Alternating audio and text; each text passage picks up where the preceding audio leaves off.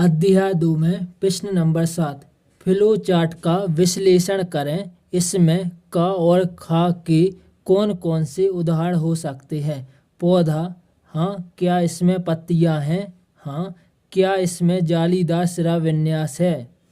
देखिए, का में जालीदार सिरा विन्यास का मतलब होता है द्विबीजपत्री पौधा भी। तो आपको जालीदार सिरा विन्यास में जालीदार सिरा विन्यास के उदाहरण और द्विबीजपत्री पौधे के भी उदाहरण लिखने हैं। आपको इन उदाहरण को याद नहीं करना, आप पहले ही समझ चुके हैं कि जालीदार सिरा विन्यास और द्विबीजपत्री पौधा कौन से होते हैं। आइए इसके उदाहरण देख लेते हैं। गुड़हल, गुड़हल में क्या जालीदार आपको सिरा विन्यास दिख रहा होगा। सरसों, गुड़हल में जालीदार सिरा विन्यास। सरसों, सरसों में भी देखिए आपको जालीदार सिरा विन्यास दिख रहा है। गुलाब, गुलाब में भी आपको जालीदार सिरा विन्यास दिख रहा है। मूली, मूले में भी जालीदार सिरा विन्यास है।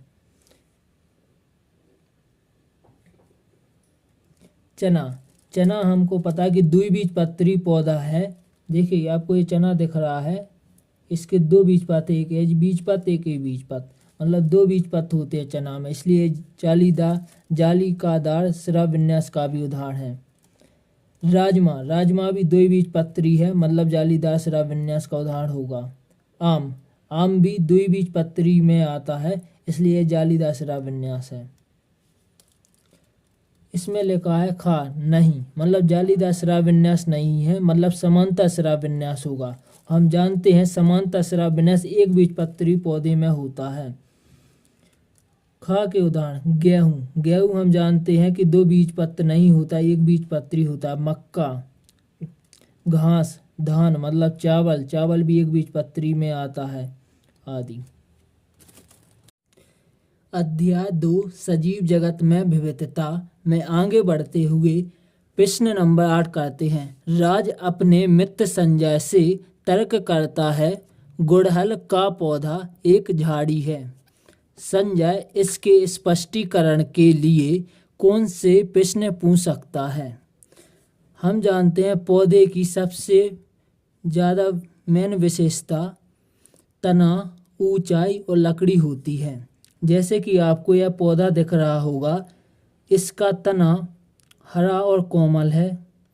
आपको एक गुड़हल का इमेज दिख रहा है जिसमें इसका तना कठोर तना है,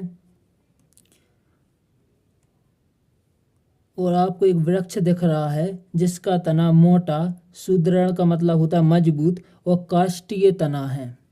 तो इसके स्पष्टीकरण संजय इसके स्पष्टीकरण के लिए निम्न प्रश्न पूछ सकता है।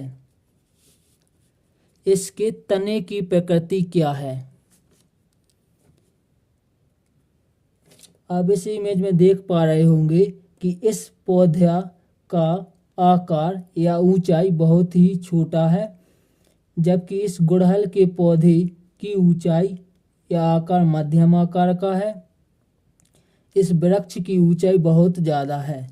तो संजय दूसरा प्रश्न पूछ सकता है गुड़हल के पौधे की ऊंचाई कितनी है। और संजय तीसरा प्रश्न पूछ सकता है क्या गुड़हल के पौधे का तना लकड़ीदार होता है।